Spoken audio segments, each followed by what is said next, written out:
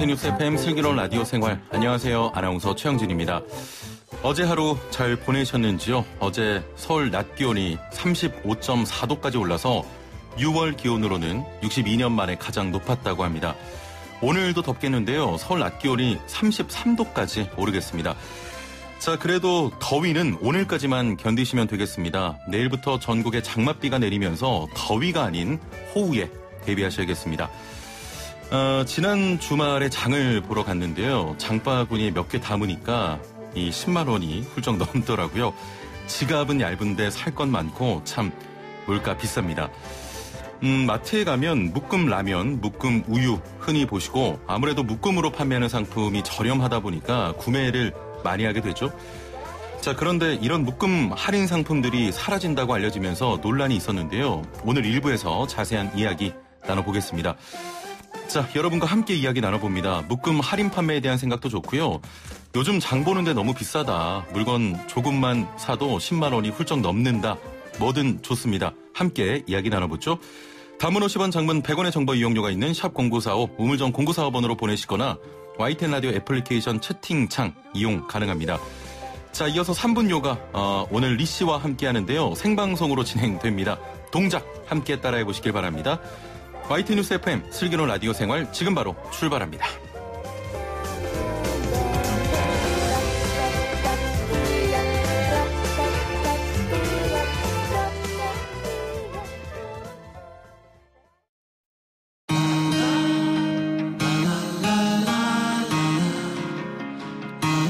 생활이 묻고 정보가 답한다.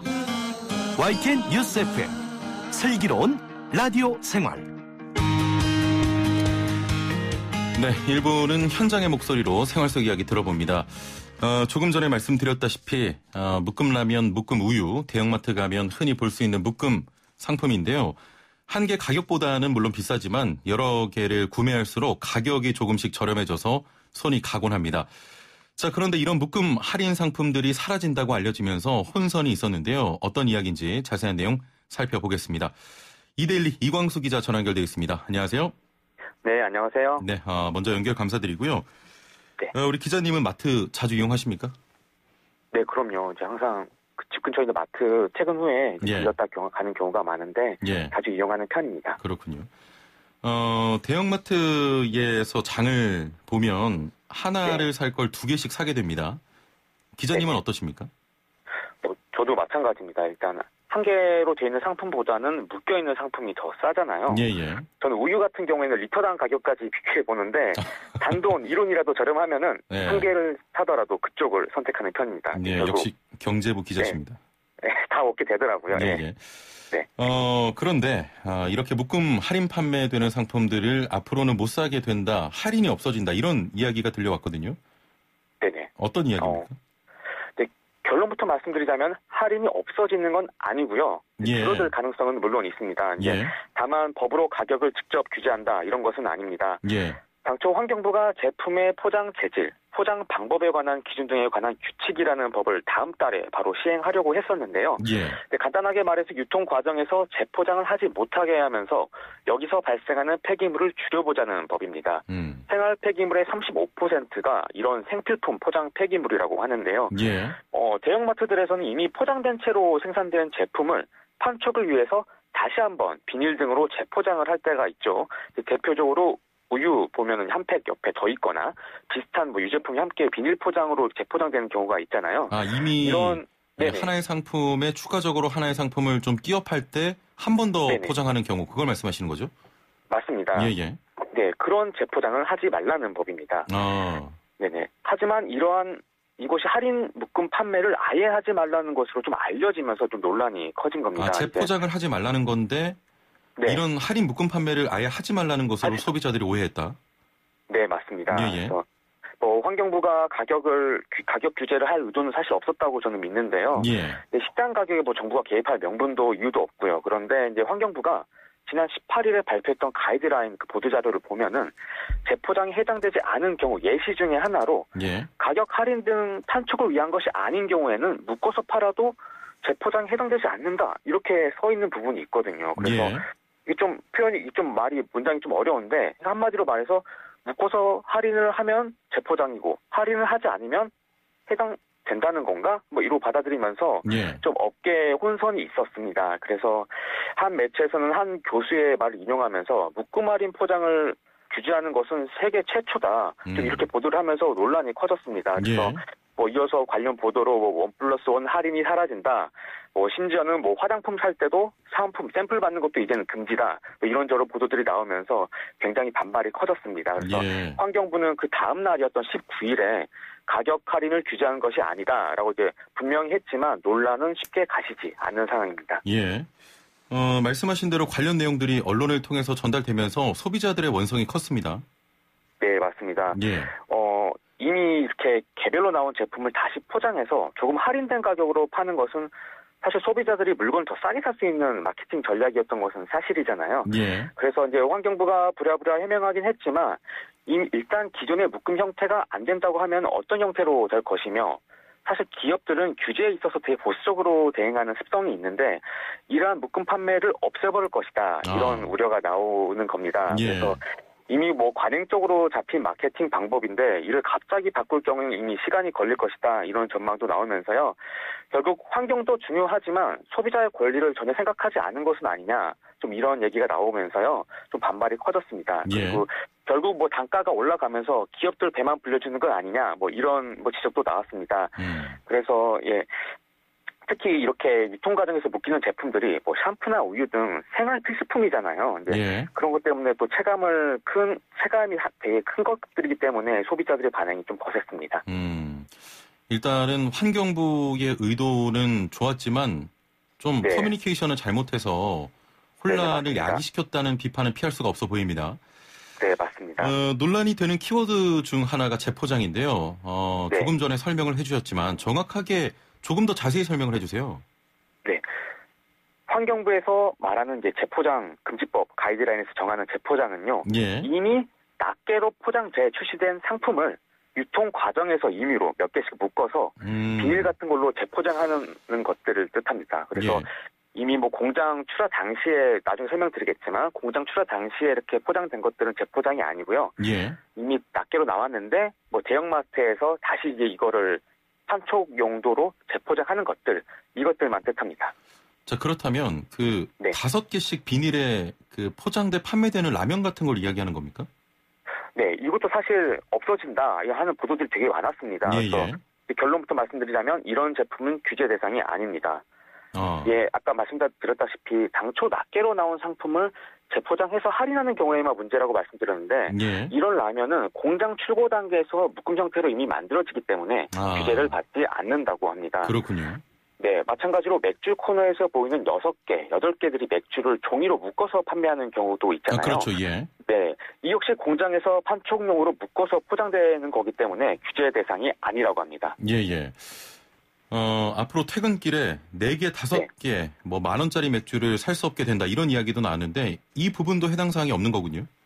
네, 맞습니다. 이제 편의점에서 파는 맥주 5개에 10,000원, 이 마케팅도 규제 대상이 아닙니다. 예. 일단 재포장을 하지 않고 직접 손으로 골라서 담아 가잖아요. 이제 포장이 없으니까 해당 사항이 없습니다. 예. 이 밖에도 뭐 편의점에서 쉽게 볼 수 있는 1+1, 뭐 2+1 상품들도 직접 내가 이 상품을 손으로 집는 거기 때문에 규제 대상이 아닙니다. 그렇군요. 우리 기자님 말씀 쭉 들어보니까 묶음 할인이 사라지는 건 아닌 것 같은데요? 네, 맞습니다. 당초 이제 환경부의 의도가 이제 가격을 규제하려는 것이 아니기 때문에요. 예. 재포장 금지법의 목적이 과대한 포장을 막아서 폐기물을 줄여보겠다 이런 거기 때문에 뭐 간단한 띠지나 아니면 고리, 묶음 형태로 포장을 간소화한다면 기존처럼 유통 과정에서 기획으로 묶음 판매를 할 수 있게 됩니다. 뭐 아니면은 뭐 매대에 뭐 5개 10,000원, 2+1 할인, 직접 소비자가 알아서 골라갈 수 있도록 하는 것도 역시 여전히 괜찮습니다. 예.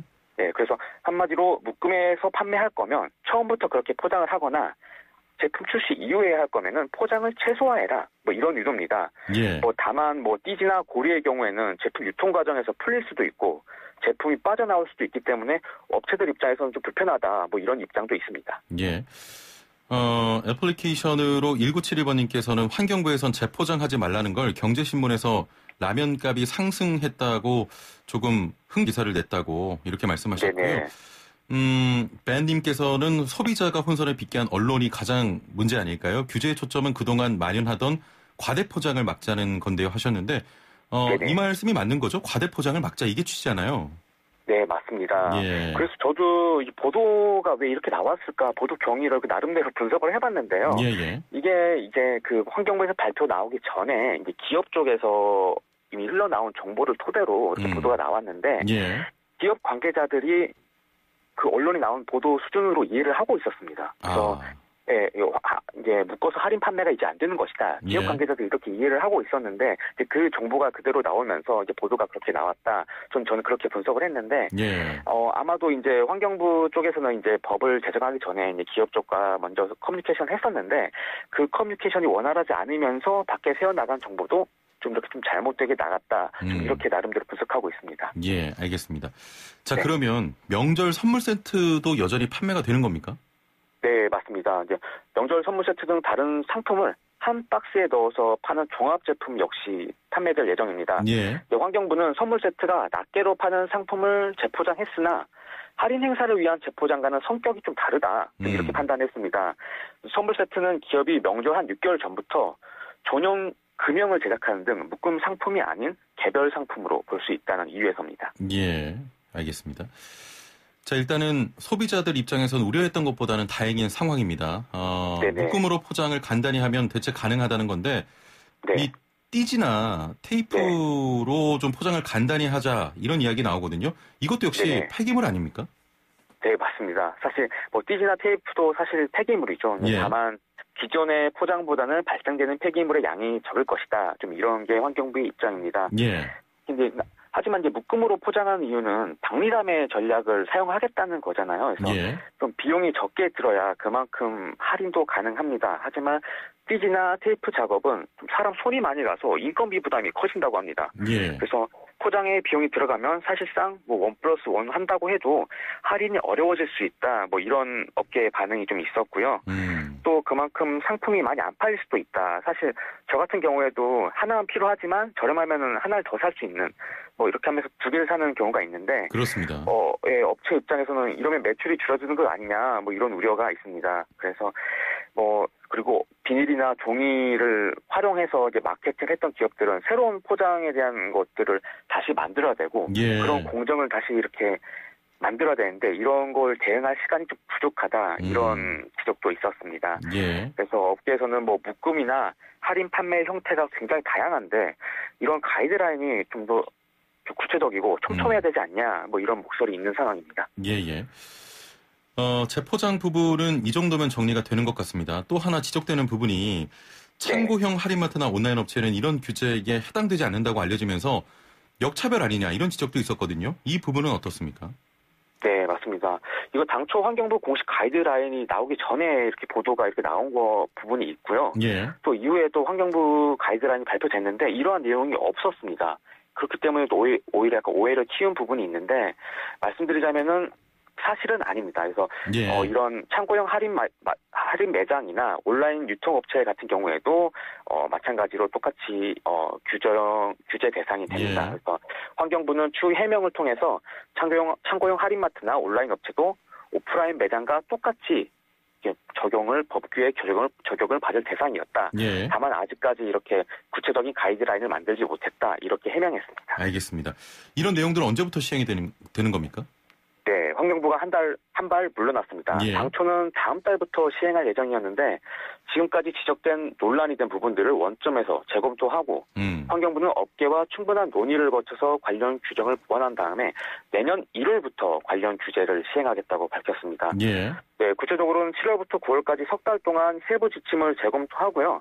업계 의견을 수렴한 다음에 10월부터 12월까지 현장 적응 기간을 거친 다음에 내년부터 시행한다는 계획입니다. 기업과 소비자가 모두 민감하게 받아들일 수 있는 규제인데 좀 세심하게 소통하지 못했다 이런 부분에 대해서는 좀 아쉬움이 남는 상황입니다. 말씀하신 대로 환경부가 내달 시행을 앞둔 유통업계의 재포장 금지 규정을 둘러싸고 논란이 일자 이 제도를 원점에서 재검토에 시행하기로 했습니다. 처음부터 좀 소통 잘하고 잘 만들었으면 어땠을까요? 오늘 말씀 감사합니다. 네, 감사합니다. 네, 이데일리 이광수 기자였습니다.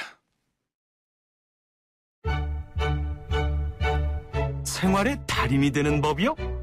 하하! YTN 뉴스 FM 슬기로운 라디오 생활을 들으셔야죠.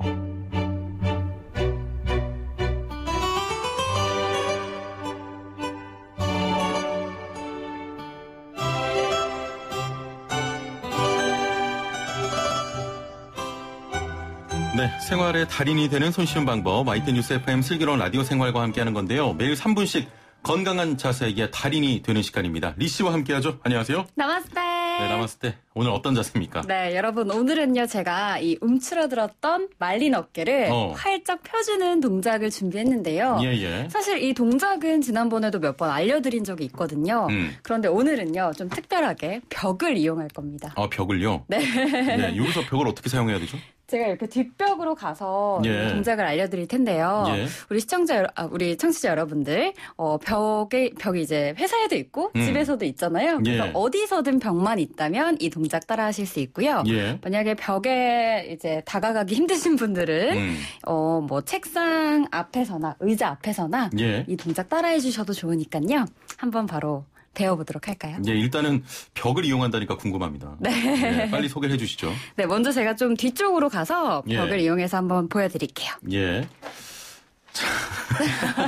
자, 라디오인데 최초로. 마이크와 좀 떨어져서 벽을 네, 제가 좀 큰 이용하겠다고 소리로. 하니까 예. 네, 거의 한번- 외치셔야 돼요. 네, 큰 소리로 말씀드릴게요. 보여주시죠. 먼저 벽 옆에 가서 나란히 한번 서볼게요. 아, 벽 옆에 가서. 네, 제가 예, 이제 예. 화면을 위해서 좀 앉아서 진행하는데요. 우리 여러분들은 벽 옆에 이제 서 주시면 될 것 같아요.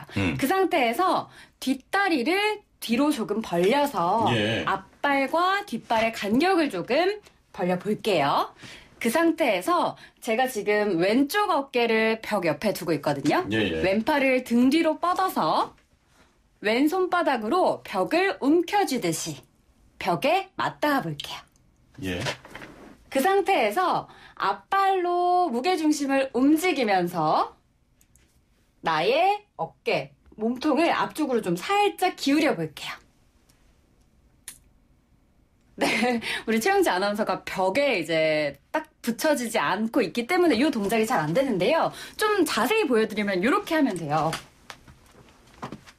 아. 이 동작이 되는 예, 거죠. 죄송합니다. 다시 한번 카메라 한 번만 더 비춰주시고요. 네. 예. 이렇게 벽 옆에 서서 왼손을 쭉 펼친 상태로 예. 왼손바닥으로 벽을 움켜쥐듯이 잡고 그 상태에서 오른 다리를 90도 구부리면서 시선을 약간 나의 오른쪽 벽의 반대 방향으로 예. 틀어줍니다. 아, 무슨 동작인지 저는 잘 보이는데 보이시는 분들께서는 지금 뒤쪽으로 카메라가 돼 있기 때문에 예, 잘 보이진 않습니다만 어떤 동작인지는 알 것 같습니다. 네, 그럼 제가 한번 이 의자 등받이를 벽이라고 생각해보고 예. 다시 한번 우리 청취자분들을 위해서 보여드리도록 할게요. 예, 예. 네, 이번에 반대 방향으로 한번 해볼게요. 이번에는 오른쪽 어깨를 벽 옆에 두고 서볼게요. 예. 그 상태에서 오른손을 등 뒤로 쫙 펼쳐볼게요. 그리고 오른손바닥으로 벽을 움켜쥐듯이 예, 예. 벽에 맞닿아 볼게요. 그 상태에서 왼쪽 무릎을 90도 살짝 구부리면서 예. 나의 몸통이 조금 앞으로 갈 수 있도록. 예. 그래서 무게중심이 조금 앞으로 쏠려지도록 살짝 앞쪽으로 몸을 숙여볼게요. 그러면 그 상태에서 나의 오른쪽 어깨가 활짝 열리면서 겨드랑이까지 스트레칭되는 느낌을 받아보실 수 있습니다. 예. 그동안 동작이 많이 힘들었는데 저는 이 동작이 굉장히 쉽습니다. 네, 벽만 있으면 사실 이 동작이 정말 쉬운 거거든요. 오늘 좀 벽이 가깝지 않기 때문에 이 동작을 보여드리는 게 아쉬운데요. 예, 예. 사실 정말 벽만 있다면 냉장고 앞에서 이 동작을 따라하셔도 좋고요. 예, 예. 뭐 문짝 앞에서, 자동차 앞에서 어디서든 이 동작 하실 수 있습니다. 뭐 이렇게 딱히 정해놓은 뭐 몇 분 정도 해야 된다, 몇 세트 해야 된다 이런 건 없나요? 오른쪽으로 3초 유지하시면서 3번 앞으로 몸쪽 기울이시는 거 3번 이동하시면 되고요. 예, 예. 왼팔도 3번 그렇게 6번 한 세트로 총 3세트 정도 이어가시면 예. 이렇게 움츠려있던 어깨가 말려있던. 활짝 펴질 수 있을 겁니다. 알겠습니다. HYY님께서는 밝은 얼굴이 너무 예쁘세요. 기분이 업돼요 하셨고요. 신우님께서는 리시쌤 오늘도 빛이 나네요. 네.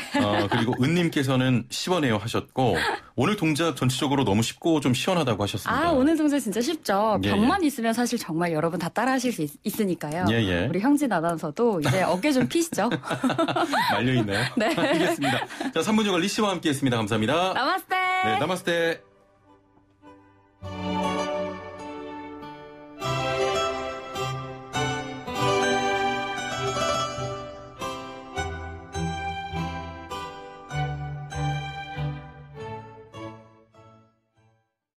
네, 리 씨와 함께하는 요가 생활, 여러분도 3분 투자하셔서 건강 챙기시길 바라고요. 2부는 상담 준비되어 있는데요. 임대주택과 관련된 세금에 대한 이야기 나눠보겠습니다. 2부에서 뵙죠.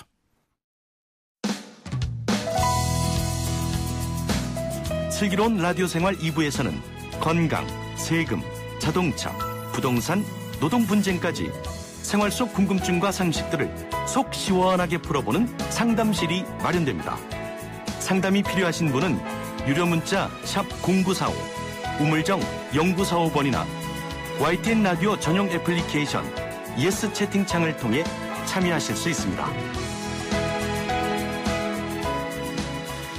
네, 슬기로운 라디오 생활 2부는 매일매일 각 분야 전문가들과 함께 생활 속 다양한 궁금증 해결해 보겠습니다. 지난 시간에 1주택 비과세에 대해 이야기 나눠봤는데 한 애청자분의 질문 중에 임대주택과 관련된 질문이 있었습니다. 자, 그래서 오늘은 이 임대주택과 관련된 세금에 대한 이야기 나눠보려고 하는데요. 방송 들으시면서 부동산과 관련된 세금에 대해 궁금한 점이 있는 분들은 단문 50원, 장문 100원의 정보 이용료가 부과되는 문자 메시지로 질문 보내주시길 바랍니다. 스마트폰 사용하시는 분들은 YTN 라디오 애플리케이션 이용하시면 보이는 라디오와 실시간 댓글 참여까지 한 번에 하실 수 있습니다. 자, 그럼 오늘 함께 말씀 나눌 분 모셔보죠. 신한은행 부동산 투자자문센터 우병탁 팀장과 함께합니다. 안녕하세요. 안녕하세요. 네, 벌써 한 달 만인가요? 맞습니다. 금방 지나가네요. 시간이 참 빠릅니다. 네. 자, 본격적으로 이야기 나누기 전에 먼저 3월부터 한시적으로 운영되고 있는 등록 임대사업자 대상 임대차 계약 자진신고의 마감 시한이 이번 달 말까지라고 합니다. 이 내용 잠깐 살펴보죠. 자진신고 기한을 넘기면 불이익이 있습니까? 네, 임대차 계약 신고를 하지 않은 경우 혹은 표준 임대차 계약서를 사용하지 않은 경우 모두 이 기간 이후에는 500만 원의 과태료가 부과되고요. 다만 이제 아직은 6월 말까지니까 자진 신고할 수 있는 기한이 좀 남아 있는 상태입니다. 대상은 구청에 주택임대사업자로 등록을 하신 사업자들이고요. 주택임대사업자로 등록을 하게 되면 새로 임대차 계약을 체결할 때마다 구청에 신고를 해야 되고요. 그 등록임대사업자용 전용 표준 임대차 계약서라는 게 따로 있습니다. 이 계약서를 사용해서 제출을 해야 되는데 이를 누락해 왔다면 이 자진신고 기간 동안에는 먼저 신고할 경우에 과태료를 면제받게 됩니다. 먼저 이 기간 내에 신고를 하면 과태료를 면제받는다. 네. 내용 확인해 주시고요. 자, 그러면 본격적으로 임대주택 세금과 관련된 내용 여러 이야기 나눠보겠습니다. 임대주택으로 등록하면 집이 여러 채인 경우에도 비과세가 가능하다고요? 네, 민간의 임대주택 공급을 활성화하기 위해서 주택 공급을 늘리기 위한 방편으로 일정한 요건을 갖춰서 등록한 경우에는 그 집이 있음에도 불구하고 없는 것으로 봐준다라는 거죠. 그래서 본인이 거주하고 있던 집을 팔 때 임대주택은 없는 걸로 봐주니까 비과세를 받을 수 있고요. 집을 여러 채 가지고 있는 다주택자도 비과세가 가능합니다. 그렇다면 어떤 요건을 갖추면 되는 겁니까? 네, 특별한 혜택을 주는 것이기 때문에 요건이 엄격하게 제한이 되는데요. 첫 번째 요건은 금액입니다. 임대 개시, 처음 임대 개시를 할 시점에 기준시가, 즉 공시가격이 서울 수도권 지역의 경우에는 6억, 수도권 밖의 지역은 3억 이하여야 되고요. 이 공시가격은 시세가 아니고 재산세를 매기기 위해 발표하는 가격을 말합니다. 아파트 같은 경우에는 공동주택 가격이라고 하고요. 단독 다가구 주택은 개별주택 가격이라고 합니다. 일반적으로는 구입하는 시세의 한 60에서 80% 수준이라고 보면 되고요. 그러면 6억이나 3억 금액으로 보면 이렇게 작은, 비교 상대적으로 좀 낮은 금액의 집들이 과연 있느냐 생각하실 수 있는데 이게 공시가격이기 때문에 의외로 굉장히 많고요. 가령 전국에 한 1,400만 호 정도 되는 공동주택 중에서 3억 미만에 해당하는 집이 한 935만 호 정도입니다. 그리고 3억에서 6억 사이가 302만 호 정도 되니까 전체 한 6억 미만의 주택 기준으로 하면 전체 90%가 다 6억 미만이다. 공시가격으로는. 이렇게 굉장히 많습니다. 있습니다. 네. 임대주택 대상이 될 수 있는 집이 충분히 많다 이런 말씀인데 다른 요건은 또 뭐가 있을까요? 네, 비과세를 받기 위해서는 그 집 말고 본인이 거주하던 집에 반드시 2년 이상 거주를 해야 됩니다. 예. 원래 1주택 비과세를 받기 위한 요건은 원칙적으로 2년 이상 보유만 하면 되는 거였는데요. 거주는 안 했어도 보유만 하면 되지만 임대주택을 가지고 있는 상태에서 비과세를 받기 위해서는 이걸 8월 2일 이전에 샀든 이후에 샀든 어디에 가지고 있든 즉 조정대상 지역이든 아니든 예. 반드시 2년 이상 거주를 해야 됩니다. 해야 된다. 그렇다면 2년 이상 거주하지 않은 집은 안 된다는 거군요? 맞습니다. 2년 예. 이상 반드시 거주를 한 집을 팔 때만 비과세가 가능합니다. 예. 이 밖에도 또 짚어봐야 할 내용이 있겠습니까? 네, 보통 세무서 사업자 등록만으로 이 혜택이 주어지는 것으로 잘못 알고 계시는 경우가 많은데요. 예. 세무서와 지자체 두 곳에 모두 사업자 등록을 해야 됩니다. 이 두 곳에 모두 등록을 하고 기간도 이제 처음 등록하고 나서 5년이라고 하는 기간을 반드시 임대 기간에 채워야 되고요. 예. 요건이 이 정도면 까다로운 겁니까? 아직은 아닐 수 있는데요. 예. 추가적인 요건이 또 계속 더 있습니다. 아, 예. 세무서와 지자체 두 곳에 사업자 등록을 하고 5년간 임대한다. 그런데 임대주택은 8년 이상으로 등록해야 되는 거 아닙니까? 네, 그렇게 알고 계신 경우가 많은데요. 임대주택을 등록하고 본인이 거주한 주택을 비과세 받을 때에는 5년만 채우면 됩니다. 원래 지자체의 민간 임대주택으로 등록을 할 때에는 4년짜리 단기 임대나 8년짜리 장기 임대를 선택해서 등록하게 되는데요. 예. 4년짜리로 등록을 하고 5년이 넘었든 8년짜리로 등록을 하고 5년이 넘었든 본인의 거주주택 비과세를 받는 거는 5년 이상만 넘기면 됩니다. 다만 그 임대주택 자체에 주어지는 혜택 부분은 8년으로 등록을 한 경우에만 혜택을 받을 수 있습니다. 예. 이야기를 조금 정리하자면 임대주택 자체의 양도세 감면을 받기 위해서는 8년 이상 임대를 해야 하지만 거주주택을 비과세 받기 위한 요건은 5년이면 된다 이런 말씀이시군요. 맞습니다. 예.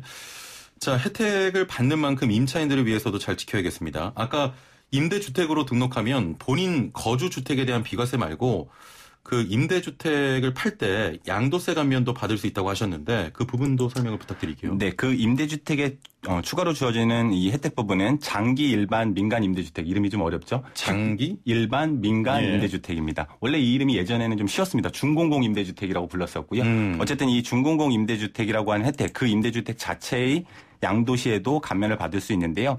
마찬가지로 공공을 대신해서 민간의 사업자들이 주택을 지어서 아니면 사서 임대로 공급하는 것을 말하는 거고요. 예. 주택 공급자로서의 역할을 하면서 장기로 임대료를 5% 기준입니다. 5% 이상 많이 올리지 않는 조건을 거는 대신에 예. 양도세 감면 혜택을 주는 거고요.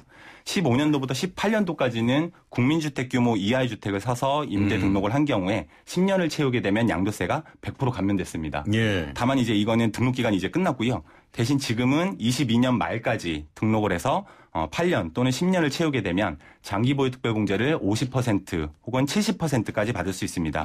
이것도 마찬가지로 국민주택 규모 이하의 규모, 흔히 얘기하는 전용 30평 이하의 아파트 주택들만 가요. 예. 여기에 5%룰을 지켜야 되는데요.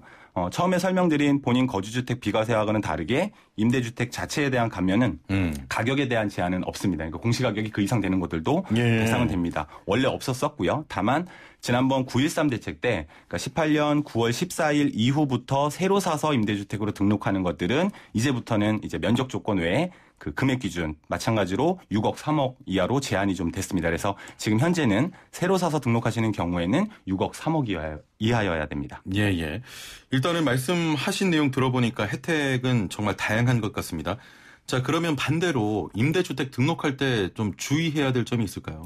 네, 혜택이 많은 만큼 요건도 엄격한데요. 처음에 예. 말씀드렸던 그 금액이나 면적에 대한 기준 말고도 기본적으로 장기적으로 보유할 수 있는 물건이어야만 됩니다. 그러니까 중간에 이거를 해지하고 팔려고 하면 아까 설명드렸던 이 전수조사와 관련된 게 바로 이 부분인데요. 예. 기간 내에 의무 기간을 채우지 못하고 팔게 되면 이제 과태료 처분의 대상이 되고요. 마찬가지로 기간을 못 채우고 팔았기 때문에 원래 당초에 주어지기로 정해졌던 세법상의 혜택도 모두 날아가 버리게 됩니다. 아. 네. 그래서 그 기간 중에서도 또 예. 아까 말씀드린 것처럼 전용 임대차 계약서를 써야 되고 이걸 갱신될 때마다 신고도 해야 되고 뿐만 아니라 5% 이상 이제 계약을 새로 하거나 그 동일한 임차인과 갱신 계약을 할 때 5% 이상 올릴 수 없다라고 하는 부분이 굉장히 큰 제약이 되는 부분이라서 반드시 얼마만큼 충분히 길게 가져갈 만한 물건인지에 대해서 전문가와 상담하시고 결정을 하셔야 되고요. 예. 다만 그럼에도 불구하고 이 임대주택에 대해서 강조해서 말씀드리는 이유는 올해부터는 주택을 임대해주고 임대소득을 얻은 부분에 대해서는 그동안은 과세가 안 됐지만 이제 작년분부터 올해 처음 신고가 일어나게 됐거든요. 예, 예. 그러니까 다시 얘기하면 과거처럼 주택 임대소득을 누락하거나 이제 숨기고 갈 수 없는 상황이 됐기 때문에 더 이상 이제 숨길 수 없을 바에는 예. 조건이 맞는다면 정정당당하게 등록도 하고 신고하고 이에 따른 혜택을 받는 것도 좋다. 따라서 예. 음지에 있지 말고 이제는 양지에 넣으실 필요가 있다. 예, 알겠습니다. 소득 발생하신 분은 이 기간에 자진 신고? 자진 신고라기보다는 그냥 신고를 하는 임대소득에 대한 신고는 예. 5월 말에까지 이루어졌으니까 지금 현재는 끝났습니다. 예, 알겠습니다. 자, 지금부터 부동산 세금 관련 상담 받아보도록 하겠습니다. 부동산 관련해서 세금 궁금하신 분들은 단문 50원, 장문 100원의 정보 이용료가 있는 샵 0945, 우물정 0945번으로 보내주시고요. 애플리케이션 채팅창도 활짝 열려 있습니다. 지금부터 부동산 세금 상담 시작하겠습니다.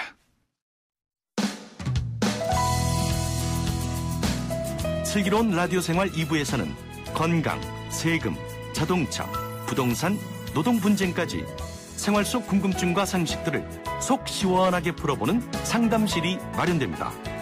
상담이 필요하신 분은 유료 문자 샵 0945, 우물정 0945번이나 YTN 라디오 전용 애플리케이션 예스 채팅창을 통해 참여하실 수 있습니다.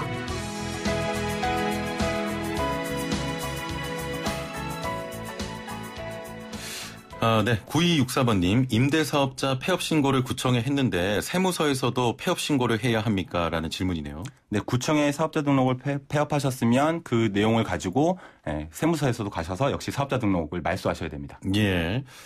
세무서에 가서도 하셔야 됩니다. YB5582번님, 임대업은 소상공인 대출이 안 됩니까? 하셨네요. 임대업의 경우에는 소상공인 대출의 대상이 되지 않습니다. 부동산 임대업, 매매업의 경우에는 예. 공인이 대상이 되지 않는 것으로 알고 있습니다. 예, 대상이 되지 않는다.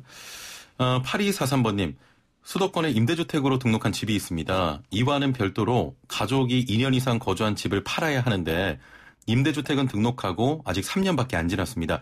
2년을 더 기다렸다가 5년을 채우고서 팔아야 비과세를 받을 수 있을까요? 하셨네요.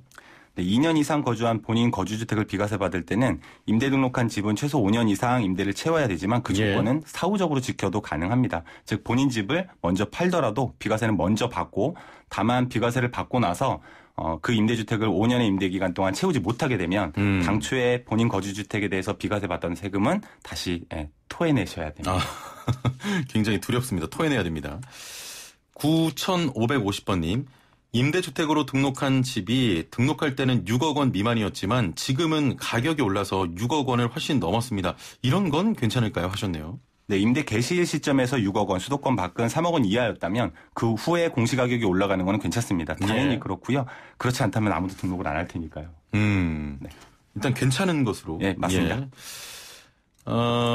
등록한 임대주택이 재건축될 예정입니다 하시면서 7184번님께서 10년의 기간을 아직 채우지 못했는데 재건축이 진행되면 구청에서 사업자 등록이 직권 말소된다고 합니다. 신축 후에 다시 이어서 할 수 있나요? 하셨네요. 네, 당연히 이어서 할 수 있고요. 신축 후 다시 등록하고 그러면 남은 기간을 마저 채우시면 됩니다. 마찬가지로 집이 새로 지어지게 되면 공시가격이 새로 지어졌으니까 새 거니까 6억을 넘게 되는데 역시 상관이 없고요. 기존 주택에서 계속 이어서 임대를 해준 것으로 봐줍니다. 1603번님. 아파트에 살고 있습니다. 그런데 오피스텔도 두 가구로 되나요? 하셨거든요. 네, 오피스텔도 그 오피스텔을 주택으로 사용하고 있다면 본인이 사용하고 있거나 다가구 아니면 요건이 되는 거죠. 예, 맞습니다. 그러니까 주택으로 임차인이 주택으로 사용을 하고 있다면 역시 주택이 됩니다. 다주택자가 됩니다. 예, 다주택자가 되는 겁니다. 3359번님, 단기 임대 기간 4년이 거의 끝나가는데 어떻게 해야 됩니까? 하셨거든요. 네, 단기 4년의 임대 기간은 세제상의 혜택이 거의 없다고 보시면 됩니다. 아까 말씀드린 것처럼 본인이 거주하던 집을 비과세 받을 때는 4년짜리 하고 5년을 채웠으면 그 본인 거주주택은 비과세를 받을 수 있지만 그 4년간 채웠던 임대주택 자체에는 혜택이 없는 거예요. 그래서 장기 임대주택 8년 이상인 경우에만 그 임대주택은 혜택을 받을 수 있으니까 앞으로도 추가로 4년 이상 더 그거를 계속 가져갈 만큼의 가치가 있다고 생각이 되시면 네, 장기로 전환 등록하시는 게 가능합니다. 장기로 전환 등록하는 게 가능하다. 자, 2918번님, 재건축 전에 임대 시세는 낮은 상태였는데 5% 이상 임대료를 올릴 수 없다면 재건축 후에 이어서 임대를 할 때 수년 전 낡은 집일 때 임대료에서 5% 수준 유지하고 올릴 수는 없는 건가요? 하셨네요. 네, 재건축으로 인해서 새로 지어지게 되면 집이 신축됐으니까 주변의 전세 시세가 당연히 새 집을 기준으로 많이 올라가게 되고요. 이럴 때에는 5% 기준을 지키지 못하게 되겠죠. 그래서 이럴 때에는 새로 임대를 놓을 때 주변에 형성돼 있는 시세, 그러니까 집이 다시 지어지고 나서 처음 임대차 계약을 하는 거는 시세대로 한 번 더 올리고 나서 그 이후부터 다시 지켜나가시면 됩니다. 올릴 수 있습니다. 제가 참 많은 분야 상담을 하고 있는데 부동산 세금 관련 분야가 제일 어려운 것 같습니다. 네, 어렵죠. 자, 여러분의 상담 계속 받습니다. 단문 50원, 장문 100원의 정보 이용료가 있는 샵 0945, 우물정 0945번 애플리케이션 채팅창을 통해서도 여러분 그동안 해결하지 못했던 부동산 상담 할 수 있습니다. 지금 바로 보내주시면 저희가 상담 도와드리겠습니다. 9981번님, 임대주택으로 등록한 집을 구입했습니다. 전 소유자가 임대사업자로 등록하고 이를 매입해서 계속 임대사업자로 등록했는데 그러면 전 소유자의 임대 의무 기간도 저한테 승계된다는데 맞는 말입니까? 하셨네요. 네, 종종 오해를 하시는 경우인데요. 반은 맞고 반은 틀렸습니다. 파신 분은 의무 임대 기간 중도 처분으로 인해서 원래 과태료 처분을 받게 되는데 이제 다음에 새로 사신 분도 그걸 이어서 임대사업자로 등록을 하시게 되면 구청에서 부과하는 과태료 처분이 파시는 분한테 면제가 된다라고 하는 거고요. 다만 세법상의 혜택은 이게 승계가 되지 않습니다. 따라서 새로 사신 분 입장에서 보면 그 시점에서 다시 조건, 아까 말씀드렸던 금액과 면적에 대한 조건도 다시 살펴보셔야 되고 임대기간도 나한테 전 임대자가 채웠던 기간만큼 나한테 그대로 살아나는 게 아니라 나는 처음부터 다시 시작하게 된다 생각하시면 됩니다. 6140번님께서는 임대주택 4년 단기로 신고했는데 5년이라는 건 어떤 뜻입니까? 하셨거든요. 네, 말씀드린 것처럼 본인 거주주택을 비과세 받을 때 그 임대주택 말고 본인이 2년 이상 거주하던 집을 팔아야 되는 일이 있을 때 단기 임대로 등록했는데 그게 처음에 6억 3억의 기준에 맞게 등록을 한 상태였다면 본인 거주주택 비과세를 받아야 돼. 임대주택이 그냥 두고서는 다주택으로 중과가 돼버리니까 마저 1년을 더 채우신다는 조건 하에서 먼저 본인이 살던 집을 팔았을 때 우선 비과세를 받으실 수 있는 거죠. 좀 궁금하신 부분에 대한 충분한 답변이 됐을 것 같고요. 8736번님, 아파트 33평형 딱 한 채 있는데요. 방 3개입니다. 노후에 방 한 칸 월세 놓고 생활하려고 하는데 이때도 임대 신고하고 세금을 내야 됩니까? 하셨네요. 네, 주택임대소득, 주택을 임대로 놓고 소득이 발생한 경우에 집이 한 채일 경우에는 그 집의 공시가격, 제한세를 매기 위한 공시가격, 시세는 아니고요. 그 공시가격이 9억을 넘지 않는다면 월세를 받으셔도 소득세 신고 대상이 아닙니다. 9억을 넘지 않으면 방 하나 임대를 하더라도 세금을 내지 않는다. 2개 임대를 하셔더라도 그렇군요. 집값이 공시가격으로 9억을 넘지 않으면 비과세 대상입니다. 알겠습니다. 지금 많은 분들께서 참 질문을 많이 하고 계십니다. 6606번님. 임대주택 한 채 2018년 4월 매입했고요. 2년 이상 거주 중입니다. 2019년 7월 매입 전세에 놓았고요. 2015년 6월 아파트 2년 보유 후에 분양권 매매 양도세 납부했습니다. 2020년 5월 아파트 2년 보유 후에 입주 전 매매 양도세 납부했고요. 2018년 4월 매입한 아파트 비과세 가능할까요? 하셨나요? 질문이 좀 어렵죠? 질문이 좀 복잡해져 있는데 맨 마지막 집을 파셨던 그 시점. 그러니까 총 세 채라고 하시네요. 그러니까 이제 마지막에 파는 시점, 그거를 파는 시점에서 다른 집이 있는지 없는지를 보시면 돼요. 그러니까 그 앞전에 집을 갖고 있다가 팔았다. 그럼 이미 없어져 있는 상태인 거죠. 마지막 걸 팔았을 때는. 그러면 그런 것들은 신경 쓰지 않으셔도 됩니다. 그러니까 마지막에 팔았던 집 그 한 채만 있는 상태라고 하면 그냥 비과세가 되는 거고요. 다만 이제 그 직전에 올해까지는 이제 그게 적용이 가능한데 내년 이후에는 이 부분이 좀 달라집니다. 이제 말씀하신 청취자분은 이미 그게 발생을 다 완료가 된 상태고 올해 양도를 한다라고 하면 상관이 없는데 내년 1월 1일 이후부터는 집을 여러 채 갖고 계시던 상태에서 마지막으로 직전에 집을 팔고 나서 2년 동안 더 가지고 있다가 팔아야만 비과세가 되는 부분이 좀 내년부터는 달라집니다. 그래서 지금 말씀하신 상황에서는 앞전에 집을 먼저 세 채 있던 것 중에 두 채를 먼저 팔아서 없애셨고 마지막에 남아있는 거 한 채만 비과세가 되는지 안 되는지 그러니까 거주를 했는지 안 했는지 이런 요건들만 살펴보시고 그 조건이 된다면 비과세 받으실 수 있고요. 내년부터는 2년 더 갖고 있다 팔아야 됩니다. 알겠습니다. 우리 팀장님께서는 부동산 세금 전문이신데 YB님께서는 조금 다른 세금 문제로 여쭤보셨습니다. 네. 세금 절세문인데 네. 신용카드, 직불카드, 현금 연수증 어떤 게 유리할까요? 이런 질문이네요. 일반적으로 많이 알려져 있는 게 예. 신용카드로 일정 부분만큼을 쓰고, 그러니까 이제 연말정산 근로소득자 같은 경우에 그 카드에 대한 공제 부분이 혜택이 주어지는데, 예. 그 이제 신용카드에 의한 혜택, 그리고 체크카드에 의한 혜택, 그 다음에 뭐 전통시장, 뭐 이런 시장에서 사용한 거하고 합쳐가지고 공제 금액에 제한이 있습니다. 예. 그래서 일반적으로 가장 보편적으로 알려져 있는 거는 일정 금액까지는, 비율까지는 신용카드를 쓰시다가 그 한도를 넘어서면 체크카드 쪽에 한도가 조금 더 받게 됩니다. 예. 그 금액 이후에서는 체크카드를 쓰는 것.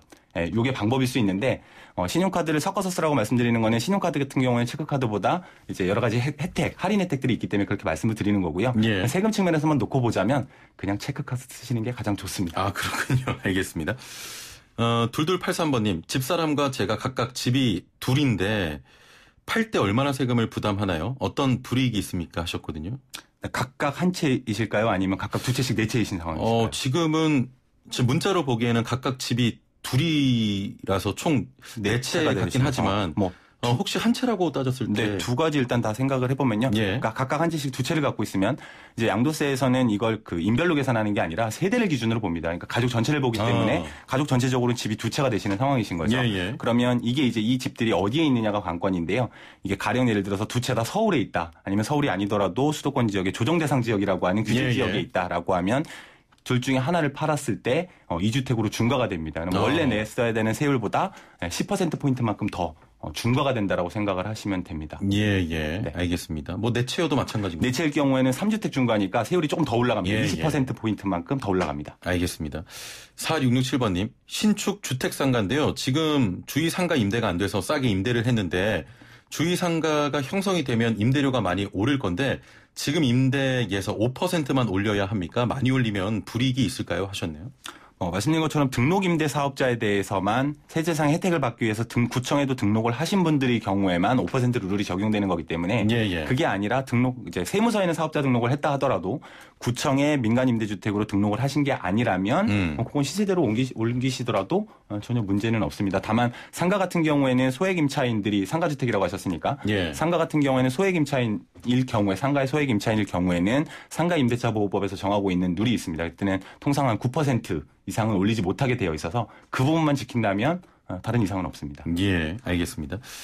9484번님, 임대업자인 남편이 지난달 사망을 해서 지자체에서 임대업자 양수 양도를 선택하라고 하는데 어떻게 해야 됩니까? 하셨거든요. 네, 사망으로 인한 상속이고요. 상속의 경우에는 그냥 아까 말씀드렸던 것처럼 다른 사람 제3자로부터 그 사람이 임대사업하던 거를 사서 넘겨받은 경우에는 이제 기간이 인정이 안 된다고 했는데 상속의 경우에는 내가 선택할 수 있는 상황이 아니기 때문에 그 돌아가신 남편분께서 임대하신 기간이 가령 예를 들어서 3년 동안 채웠다라고 하면 나머지 뭐 8년 기준으로 보면 5년을 채워서 할 수 있다. 그러니까 승계가 그대로 된다. 다 인정이 된다라고 생각하시면 됩니다. 그래서 그 집을 앞으로도 계속 임대하면서 가져갈 만큼 가치가 있는 집이라면 승계하시는 게 기본적으로 유리합니다. 예, 알겠습니다. 오늘도 복잡한 내용 잘 풀어주셔서 감사드리고요. 질문이 좀 많이 들어왔는데 시간 관계상 여기서 줄여야겠습니다. 오늘 말씀 감사합니다. 네, 고맙습니다. 네, 지금까지 신한은행 부동산투자자문센터 우병탁 팀장과 함께했습니다. 네, 앞서 말씀드렸던 것처럼 어제만큼은 아니지만 오늘도 폭염 수준의 더위가 이어지겠습니다. 하지만 내일부터 폭염을 식혀줄 장맛비 소식이 있는데요. 내일 전국에 비가 오면서 서울은 24도까지 뚝 떨어지겠습니다. 내일 비가 좀 많이 올 것 같습니다. 호우 대비 반드시 하시고요. 이어지는 날씨 정보 들으시면서 장마 대비 잘하시길 바랍니다. YTN 뉴스 FM 슬기로운 라디오 생활 마칩니다. 내일 뵙죠. 최영진이었습니다. 고맙습니다.